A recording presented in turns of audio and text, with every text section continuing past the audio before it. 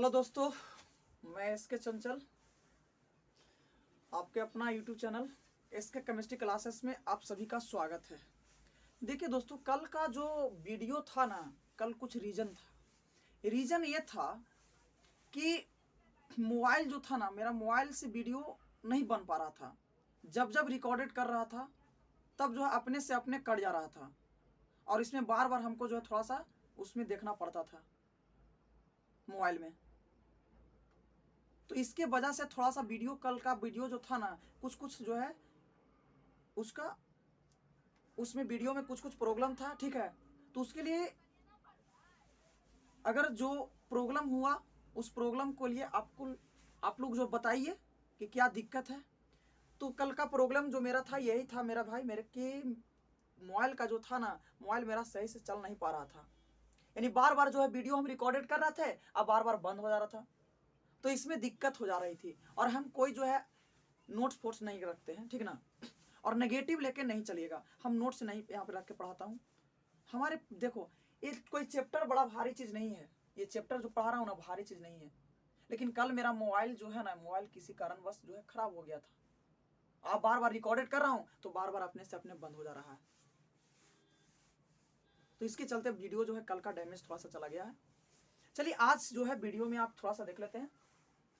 चलिए, कल का हमने क्लास पढ़ा रहा था मेरे भाई, कल हमने पढ़ा रहा था धातु कर्म के, है ना, धातु कर्म का प्रक्रिया विधि पढ़ा रहे थे। तीन वो आपको बताए होंगे, अयस्कों का सांद्रण, धातु की जो है धातु के ऑक्साइड की प्राप्ति, है ना, धातु के ऑक्साइड की प्राप्ति, और तीसरा हमने पढ़ा था धातु का शुद्धि, तीसरा धातु का शुद्धिकरण था, जिसमें हमने पढ़ लिया था अयस्कों के सांद्रण में। अयस्कों के सांद्रण में हमने दो चीज पढ़े थे, एक भौतिक विधि, एक रासायनिक विधि। भौतिक विधि में हमने तीन जो चीज पढ़ा था, गुरुत्व पृथक्करण विधि पढ़े थे, एक चुंबकीय पृथक्करण विधि, एक झाग प्लवन विधि पढ़े थे। और रासायनिक विधि में हमने पढ़ा था निस्तापन और जारण और भर्जन। और निस्तापन और जारण और भर्जन में क्या अंतर। तो कल का क्लास जो था हम धातु के ऑक्साइड प्राप्त किए थे। आज हमें सेकंड स्टेप है धातु की प्राप्ति। क्या है? धातु की प्राप्ति। देखिए मेरे भाई, धातु की प्राप्ति या इसी को बोलते हैं अवकरण या परागलन। इंग्लिश में बोलते हैं सेमेल्टिंग, बोलते हैं। क्या बोलते हैं? सेमेल्टिंग बोलते हैं। तो देखिए मेरे भाई, सबसे पहले ये जानना चाहते हैं कि परागलन है क्या, कहते हैं किसको। तो परागलन में एकदम शॉर्ट डिफिनेशन समझिएगा, सांद्रित अयस्क प्लस में अवकारक पदार्थ को मेल्टिंग पॉइंट तक बात भट्ठी में गर्म किया जाता है। तो गर्म करने से क्या होता है ना, कि मेटल जो है यानी धातु जो है वो पिघला हुआ अवस्था में क्या होता है, प्राप्त होता है। तो यहां पे समझ लीजिएगा, परागलन में यानी सांद्रित अयस्क, तो सांद्रित अयस्क में कौन लेंगे? धातु के ऑक्साइड को, और अवकारक पदार्थ के साथ मिलाकर मेल्टिंग पॉइंट तक बात भट्ठी में क्या करेंगे? गर्म करेंगे। अब जैसे गर्म करेंगे ना, तो धातु जो है ना वो पिघला हुआ अवस्था में क्या होगा? प्राप्त होगा। और जब पिघला हुआ अवस्था में प्राप्त होता है, इसी को हम क्या कहते हैं? परागलन कहते हैं, सेमेल्टिंग कहते हैं। क्या कहते हैं? सेमेल्टिंग कहते हैं। तो इसको थोड़ा नोट कर लीजिएगा।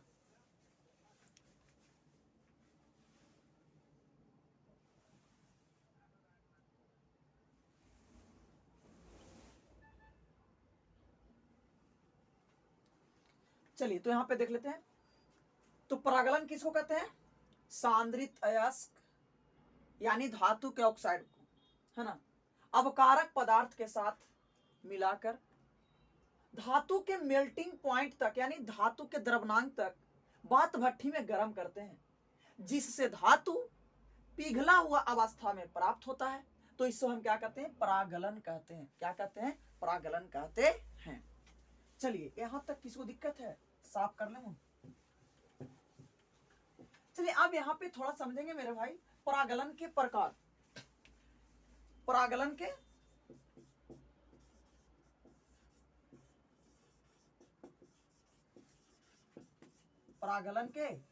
प्रकार। देखिए परागलन का प्रकार क्या है। पहला नंबर यहां पे समझेंगे, पहला है आपका कार्बन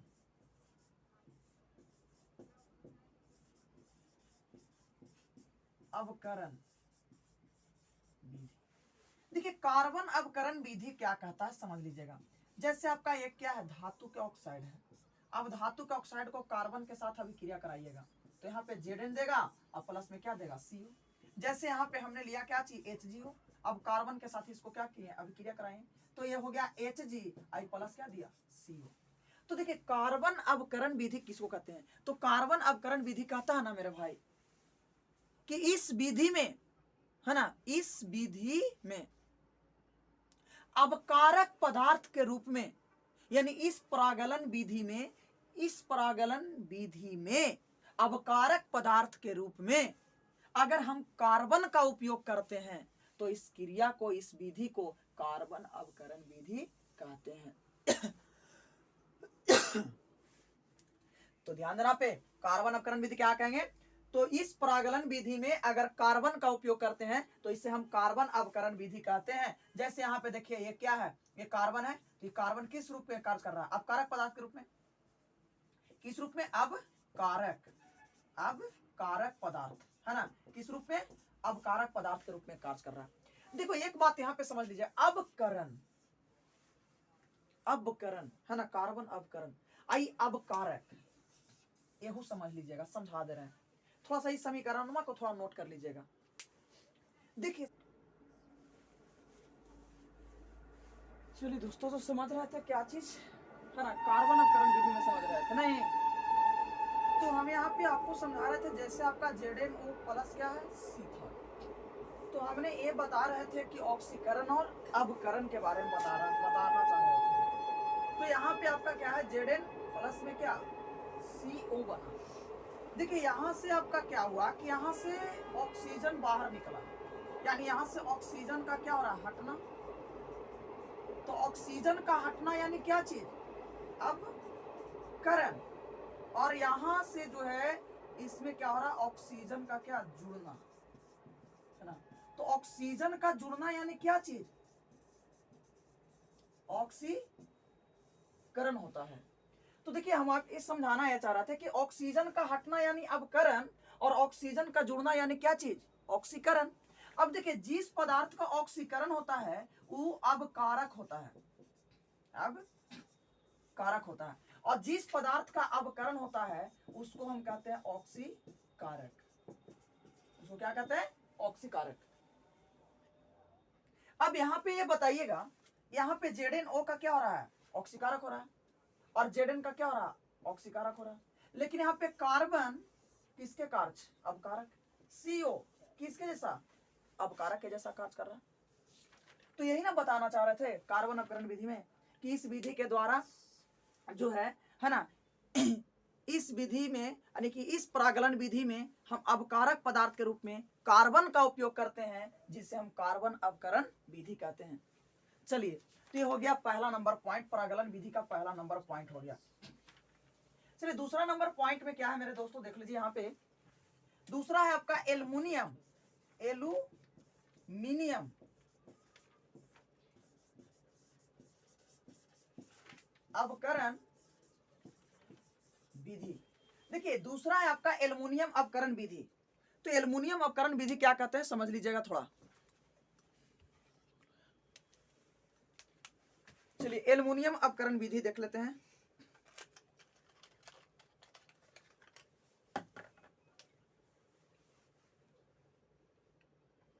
देखो कलमिया,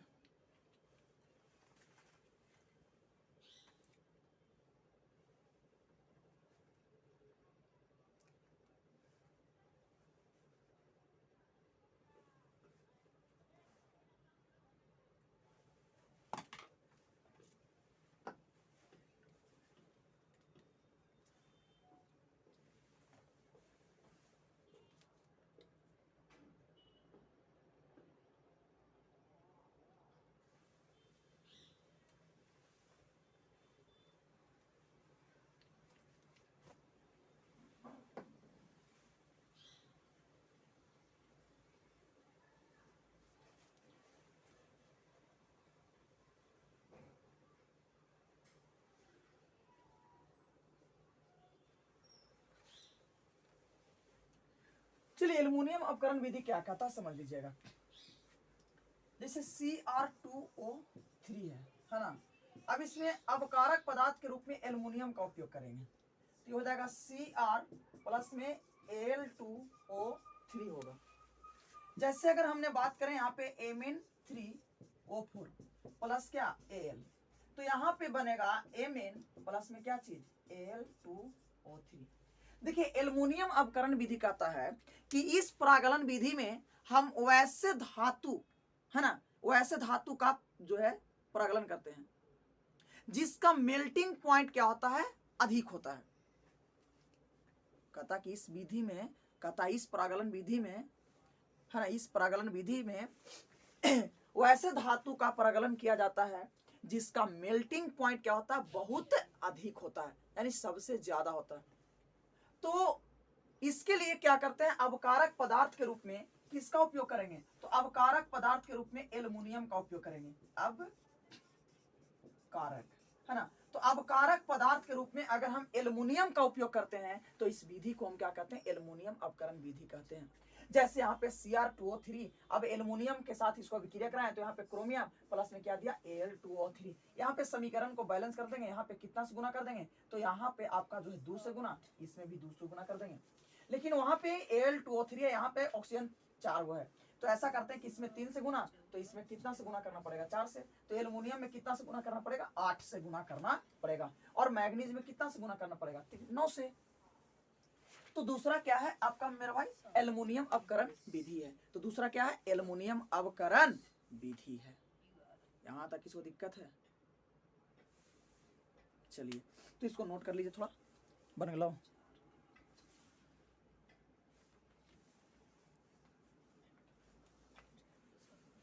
चलिए इसको साफ कर लेता है। चलिए दूसरा मेथड हो गया मेरे भाई। चलिए तीसरा मेथड क्या है वो भी समझ लीजिएगा। तीसरा मेथड क्या कहता है समझना है यहाँ पे। तीसरा कहता है स्वतः अवकरण विधि, है ना।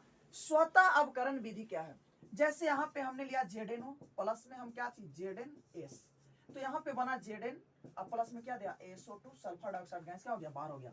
जैसे हमने लिया यहाँ पे HgO प्लस में HgS, तो यहाँ पे क्या बना Hg अब प्लस में क्या चीज SO2। तो इससे क्या समझ में आ रहा है, इससे कुछ पता चल रहा है। इसका कहना यह है स्वतः अवकरण विधि का कि इस विधि में यानी कि इस परागलन विधि में अयस्क के द्वारा अभिक्रिया कराते हैं।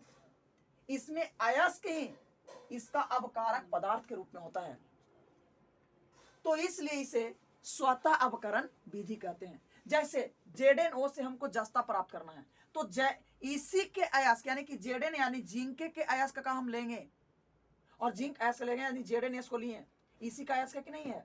अब जैसे इस अयस्क के साथ अभिक्रिया कराते हैं तो यहाँ पे Zn प्लस में क्या देता है SO2 देता है। अब यहाँ पे ध्यान देना, समीकरण को यहाँ पे भी बैलेंस करेंगे, इसमें 2 से गुना करेंगे, लेकिन यहाँ कितना से गुना, 3 से गुना करना पड़ेगा। यहाँ पे भी 2 से गुना करना पड़ेगा, यहाँ 3 से गुना करना पड़ेगा। तो स्वतः अवकरण विधि किसको कहते हैं, तो इस परागलन विधि में अयस्क के द्वारा अभिक्रिया कराते हैं, इसका अयस्क ही अवकारक पदार्थ के रूप में कार्य करता है, तो इसे स्वतः अवकरण विधि कहते हैं। तो इसे स्वतः अवकरण विधि कहते हैं। अब मेरे भाई थोड़ा सा नोट पॉइंट में ये समझ लीजिएगा। नोट पॉइंट में कहता है कि फर्स्ट स्टेप में धातु ऑक्साइड के रूप में प्राप्त होता है, जबकि सेकेंड स्टेप में धातु के ऑक्साइड से ऑक्सीजन को हटाकर धातु का निष्कर्षण कहलाता है। धातु का निष्कर्षण, तो ध्यान देना धातु का निष्कर्षण किसको कहते हैं, तो धातु का निष्कर्षण कहता है मेरे भाई कि फर्स्ट स्टेप में धातु ऑक्साइड के रूप में प्राप्त होता था। फर्स्ट स्टेप यानी फर्स्ट स्टेप में धातु किस रूप में प्राप्त होता था, ऑक्साइड के रूप में, धातु ऑक्साइड के रूप में। जबकि सेकेंड स्टेप में धातु के ऑक्साइड से ऑक्सीजन को हटाकर धातु का निष्कर्षण कहलाता है। चलिए यहां तक हो गया। तो ये था मेरे भाई सेकंड स्टेप। तो सेकंड स्टेप में धातु की प्राप्ति हमने पढ़ा, कितने विधि, 3 विधि पढ़ा। कितने विधि पढ़ा? 3 विधि। पहला पढ़े क्या चीज? कार्बन अवकरण। दूसरा क्या पढ़े? एल्युमिनियम अवकरण। तीसरा क्या पढ़े? स्वतः अवकरण विधि। अब इसको मिटा लेते हैं। चलिए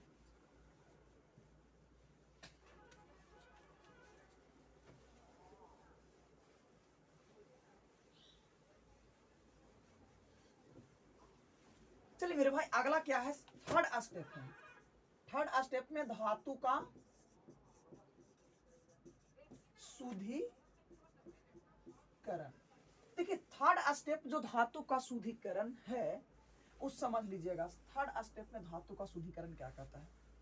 देखिए कहता है कि सेकंड स्टेप में है ना, सेकंड स्टेप में जो है धातु पिघला हुआ अवस्था में, किस अवस्था में? धातु पिघला हुआ अवस्था में प्राप्त होता था। तो धातु पिघला हुआ अवस्था में प्राप्त होता था जिसमें कुछ सूक्ष्म अशुद्धि रह गया था। तो उस सूक्ष्म अशुद्धि को समाप्त कर, खत्म कर शुद्ध धातु प्राप्त करना धातु का शुद्धिकरण कहलाता है। तो ध्यान देना, धातु का शुद्धिकरण किसको कहते हैं? तो धातु का शुद्धिकरण कहता है कि सेकेंड स्टेप में धातु पिघला हुआ अवस्था में प्राप्त हुआ था जिसमें कुछ सूक्ष्म अशुद्धि रह गए थे, तो उस सूक्ष्म अशुद्धि को समाप्त कर शुद्ध धातु प्राप्त करना धातु का शुद्धिकरण कहलाता है। अब यहां पे मेरे भाई समझिएगा, धातु के शुद्धिकरण का प्रकार। धातु के शुद्धिकरण के प्रकार। चलिए धातु के शुद्धिकरण के प्रकार में पहला नंबर पॉइंट है आसवन विधि। क्या है? आसवन विधि। देखिए मेरे भाई, आसवन विधि क्या है पहले यहां पे समझ लीजिएगा। ये ठोस पदार्थ है। क्या है? ठोस पदार्थ है। अब इस ठोस पदार्थ को हमने गर्म किया तो बिना द्रव में बदले सीधे वाष्प में परिवर्तित हो जाता है। तो इसी को हम क्या कहते हैं? आसवन विधि कहते हैं। समझ गए? चलिए, तो आसवन विधि यहां पे समझ में आ गया होगा। तो आसवन विधि क्या कहता है कि यहाँ पे ठोस पदार्थ को क्या करेंगे? गर्म करेंगे तो बिना द्रव में बदले वो किस में बदल जाएगा? डायरेक्ट यानी वाष्प में बदल जाएगा। तो उसको हम क्या कहते हैं? आसवन विधि कहते हैं। चलिए अब इसको डिफाइन, तो शॉर्ट मेथड हो गया ना। अब इसका डिफाइन कैसे कैसे करेंगे? कहता कि जिस विधि में मेटल को गर्म करने पर डायरेक्ट वाष्प में बदल जाता है, यानी डायरेक्ट वाष्प में परिवर्तित हो जाता है, जबकि अशुद्धि नहीं। कहता इस विधि में, है ना, इस विधि में वैसे धातु का शुद्धिकरण करते हैं जिसका मेल्टिंग पॉइंट, इस विधि में वैसे धातु का शुद्धिकरण करेंगे जिसका मेल्टिंग पॉइंट क्या होगा? कम होगा। जिसका मेल्टिंग पॉइंट क्या होगा? कम। मेल्टिंग पॉइंट को हम क्या कहते हैं? द्रव्यनांक कहते हैं। क्या कहते हैं? द्रव्यनांक कहते हैं। तो कहता है कि इस विधि में धातु को गर्म करने पर ये डायरेक्ट वाष्प में बदल जाएगा, यानी सीधे वाष्प में परिवर्तित हो जाएगा, जबकि अशुद्धि नहीं होता है। इस विधि में वैसे धातु को शुद्ध करते हैं जिसका मेल्टिंग पॉइंट क्या होता है? कम होता है। जिसका मेल्टिंग पॉइंट क्या होता है? कम होता है। जैसे में मरकरी, जस्ता, टीना, सीसा, ये सभी का शुद्धिकरण हम किस विधि के द्वारा करेंगे? आसवन विधि के द्वारा करेंगे। क्यों करेंगे? क्योंकि इसका मेल्टिंग पॉइंट क्या होता है? सबसे कम होता है। चलिए यहां तक नोट कीजिएगा।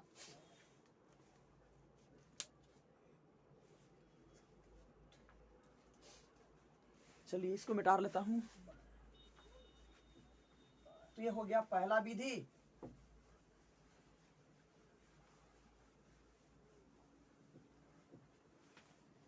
चलिए धातु के शुद्धिकरण का दूसरा विधि है, यहां पे जान लेते हैं। दूसरा विधि क्या कहता है? दूसरा विधि कहता है दूसरा विधि आपका जो है द्रवीकरण विधि है। कौन सा विधि है? द्रवीकरण विधि। देखिए द्रवीकरण विधि क्या कहता है समझ लीजिएगा। कहता है इसमें हम क्या करते हैं कि एक जो है ना, एक ढाले नुमा भट्ठी लेते हैं। इस तरह का भट्ठी लिया जाता है और इस भट्ठी के ऊपर क्या करते हैं कि अशुद्ध धातु को यहाँ पे रख देते हैं और इसको क्या करते हैं, गर्म करना शुरू करते हैं। इसको क्या करते हैं, गर्म करना शुरू करते हैं। तो जैसे ये आपका क्या है, अशुद्ध धातु, अशुद्ध धातु है। तो जैसे गर्म करना शुरू करते हैं तो जो शुद्ध धातु होता है वो पिघलता है और पिघलने के बाद ये ढालुनुमा जो है सतह से क्या होता है, यानी इसके स्लोप से, ढालुनुमा भट्टी के स्लोप के सहारे वो नीचे की ओर आके जमा हो जाता है। इसको हम कहते हैं क्या चीज, शुद्ध धातु कहते हैं। तो इसका डिफाइंड कैसे करिएगा, तो डिफाइंड ऐसे हम करेंगे, कहता है इस विधि के द्वारा वो वैसे धातु को शुद्धिकरण शुद्ध करते हैं जिसका मेल्टिंग पॉइंट यानी द्रवनांक अशुद्धि से कम होगा। अशुद्धि से क्या होगा, कम होगा। इसके लिए क्या करेंगे कि एक हम क्या करेंगे, ढालेनुमा भट्ठी लेंगे, एक ढालेनुमा भट्ठी लेंगे और इस ढालेनुमा भट्ठी के ऊपर यानी अशुद्ध धातु को रखकर गर्म करेंगे और गर्म करेंगे जिससे क्या होगा कि शुद्ध जो धातु होगा वो ढालू यानी कि स्लोप के सहायता से, ये जो है ना इस स्लोप के सहायता से यानी नीचे की ओर आके जमा हो जाएगा। तो इस प्रकार से हम इसको क्या कहते हैं, शुद्ध धातु कहते हैं और इसको हम क्या कहते हैं, ढालेनुमा भट्ठी बोलते हैं। ढालेनुमा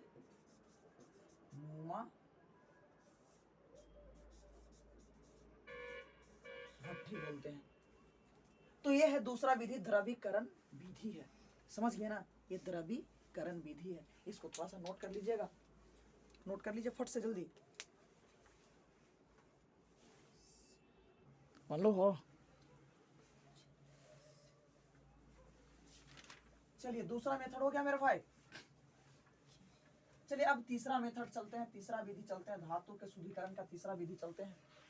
तीसरा विधि है मेरे भाई धातु के शुद्धिकरण में वैद्युत अपघटन विधि। वैद्युत अपघटन विधि। देखिए मेरे भाई वैद्युत अपघटन विधि क्या कहता है समझ लीजिएगा। जैसे ए आपका एम है, ये आपका क्या है, मेटल है। समझ लीजिएगा ये क्या है, मेटल है। अब इस मेटल से एन इलेक्ट्रॉन बाहर निकलता है। एन इलेक्ट्रॉन क्या होता है, बाहर निकलता है। तो जब मेटल से इलेक्ट्रॉन बाहर निकलेगा तो इस पर प्लस हो जाएगा। और जब यही एन इलेक्ट्रॉन जो निकला है, ये एन इलेक्ट्रॉन अगर ग्रहण कर लेता है तो फिर क्या प्राप्त होता है, मेटल प्राप्त होता है। यानी कि इलेक्ट्रॉन का हटना तो ऑक्सीडेशन,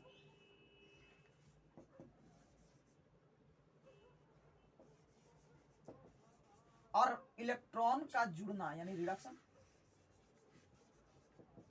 यहां पे देखिएगा तो यहाँ पे वैद्युत अपघटन विधि कहने का मतलब क्या है वो भी समझना है। यहाँ पे कहता है कि इस विधि के द्वारा उस प्रकार के धातु का शुद्धिकरण शुद्ध किया जाता है जो विद्युत का क्या होगा, उच्च सुचालक होता है।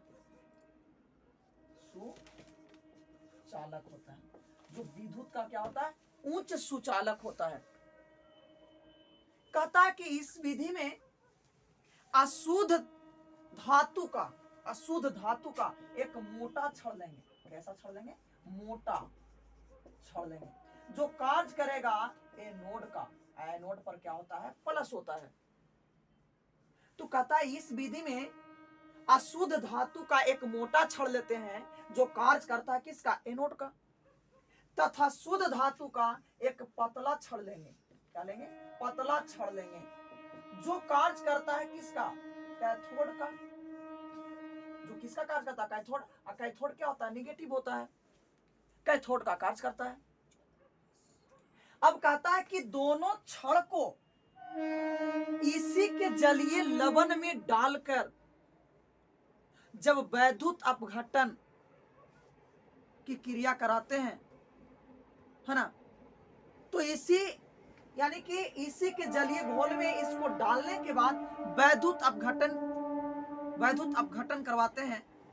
तो वैद्युत अपघटन करवाने से इसमें निम्नलिखित अभिक्रियाएं संपन्न होती है।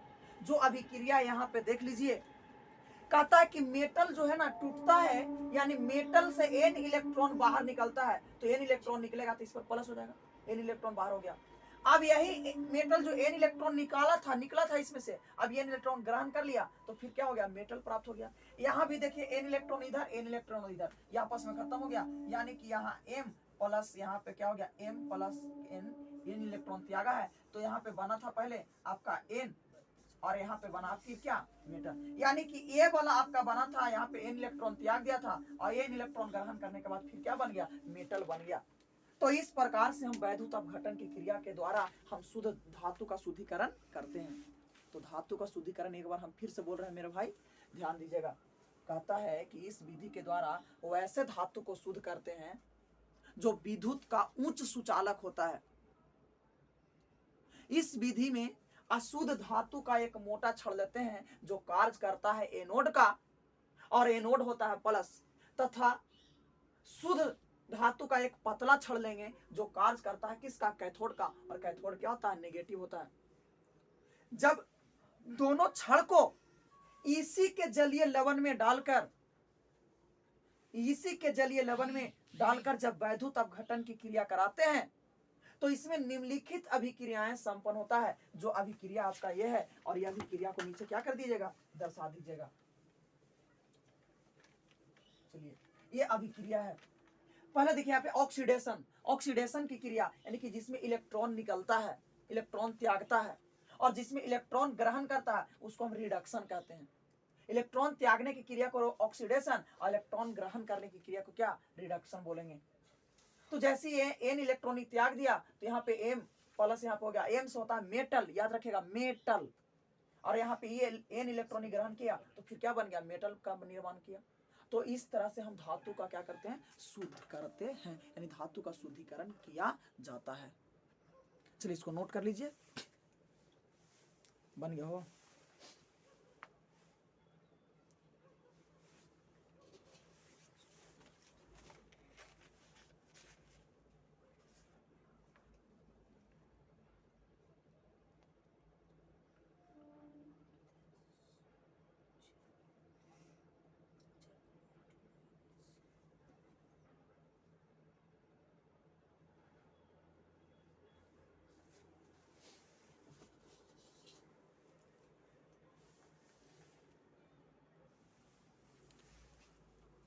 चलिए दोस्तों, तो अगला क्या है, अगला नंबर पॉइंट था, अगला केमा नंबर पॉइंट है, 3 को हमने पढ़ लिया। अब चौथा नंबर पॉइंट है। तो चौथा कहता मंडल परिष्करण विधि। मंडल परिष्करण विधि, देखिए मंडल परिष्करण विधि क्या कहता, समझ लीजिएगा। यहाँ पे मंडल परिष्करण विधि कहता है कि इस विधि के द्वारा है ना वैसे धातु को शुद्ध किया जाता है।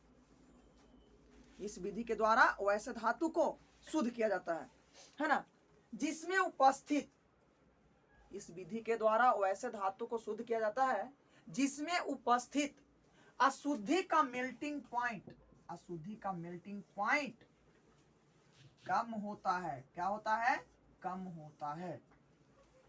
तो अशुद्धि का मेल्टिंग पॉइंट कम होगा,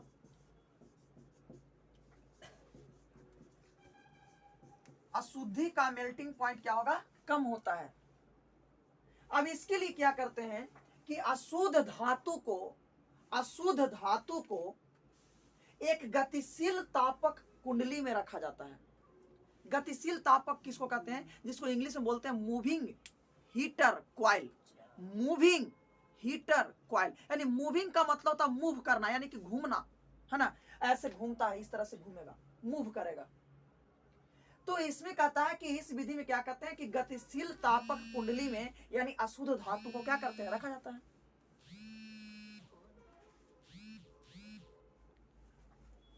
अशुद्ध धातु को क्या करते हैं, रखा जाता है। तो अशुद्ध धातु को काट दो रुक लेना है वीडियो। तो इसमें क्या कहते हैं कि अशुद्ध धातु को गतिशील तापक कुंडली में रखा जाता है। अब अशुद्ध धातु को गतिशील तापक कुंडली का मतलब होता है, इंग्लिश में इसको कहते हैं moving heater coil. Moving heater coil. साला माथा खराब करके रख ले सब।